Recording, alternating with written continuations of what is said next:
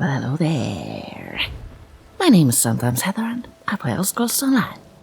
Last week, I showed you what happens when you enter Fungal Grotto, Vanished Cells and Spindle Clutch on your own, and today I will continue with 3 new dungeons. There are 16 group dungeons in the base game.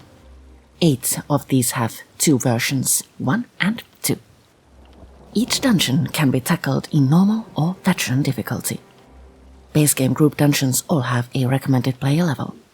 Today, we'll focus on the second patch of 3, which are unlocked at player level 12, 14 and 16.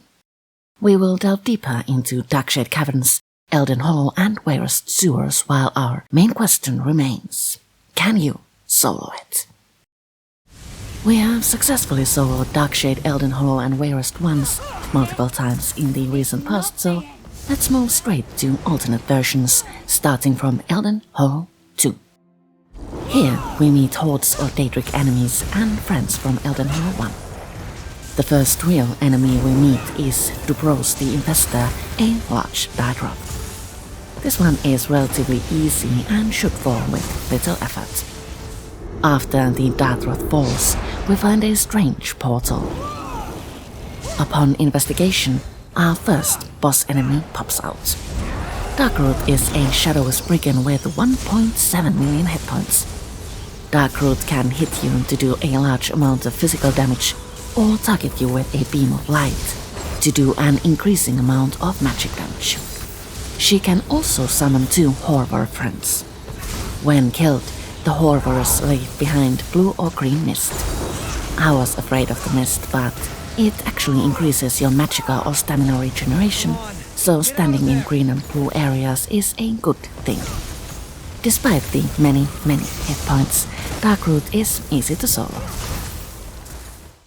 Where Chokethorn once stood, we find Azara the Frightener, a winged twilight who will kick you, hit you with her tail, scream at you and summon shadow tendrils to fear you. The tendrils can get a bit annoying, so they should be eliminated swiftly. This mini-boss should be relatively easy to kill. Just be certain to kill any healers around. Moving on, we find another dark portal. Entering it will lead us to Murklight, a shadowy lurcher. Murklight looks big and scary but has a simple mechanic. All you need to remember is do not stand in red circles, but do stand in a white circle when the chamber goes dark. Like all bosses, Murklight has a lot of hit points which can make the battle long and boring. Totally solvable though. As we make our way to the last nook of Elden Hollow, we find another mini-boss. The Shadow Guard stands strong but falls easily. After destroying the shadowy Dremora, we enter yet another portal. The view here is rather incredible, so do take a moment to enjoy. Here we find Bogdan the Night Flame, a Daedric Titan. To me, large boss enemies always look the scariest. Bogdan, however, is an easy one. You should try to beware flames as much as possible, for they do a lot of damage. Mechanic-wise, Bogdan is quite simple. This boss summons tendrils that heal it, so do get rid of those, sets the ground on fire and breathes fire at you. Some sort of a self-healing ability is a must in this battle. To conclude, Elden Hollow 2 is fun and easy to solo, highest recommendation for this one. Now, let's move on to Darkshade Caverns 2. Here we find a lot of dwarven enemies along with transmuted miners. Hordes are nothing to worry about, but bosses can prove troublesome. Our first real enemy is the Fallen Foreman. This corrupted dark elf mage has a lot of flame attacks, but despite that, he's an easy enemy. Transmuted Hive Lord, however, is a bit trickier. This large Guamo warrior comes with 2 friends, who will drain and sedate you, and attacks that allow it to swipe at you, shake the ground to hurt you and cower behind a damage shield. This is a time-consuming boss, but not impossible to solo.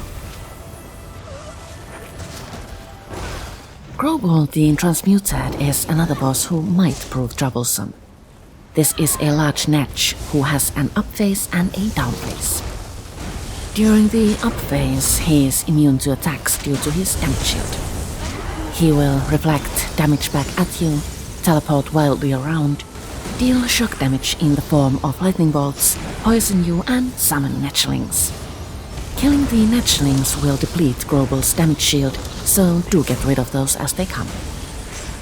During the down phase, he will sink to the ground and take damage until his shields are recharged. Grobel is a super annoying boss, but solvable. Patience and high damage abilities help a lot here. Next, we find the Engine Garrison, an enormous amount of dwarven constructs. The sheer amount of these can be overwhelming, but hang in there, it's not impossible to solo.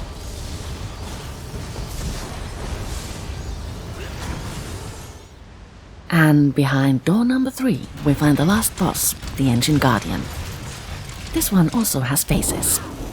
During fire phase, the Engine Guardian is red and spits out flames. Easy.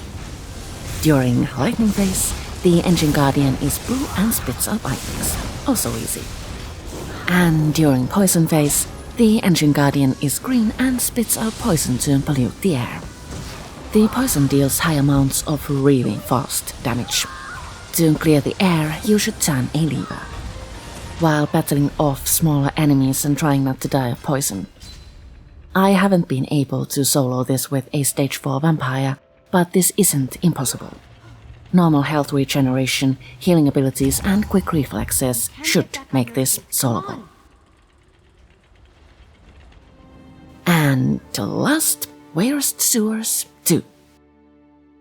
Let's jump straight to Malbeth the Scroucher. This large harvester can only be attacked if players activate 2 altars on opposite sides of the battlefield. So far so good, but these kinds of things always give you a hint of things to come. During the battle, Malbeth will pick you up to deal a high amount of magic damage. In order to be set free, the 2 altars must be activated again. Activating the altars while being held by a giant harvester is impossible, so we must deem this dungeon unsolvable. No can do. Do not enter alone. I hope you enjoyed this video. Next time, we will continue with the next 3 dungeons. Our contestants are Arx Corinium, City of Ash and Crypt of Hearts. Thank you so much for watching and I'll see you all later. Ta!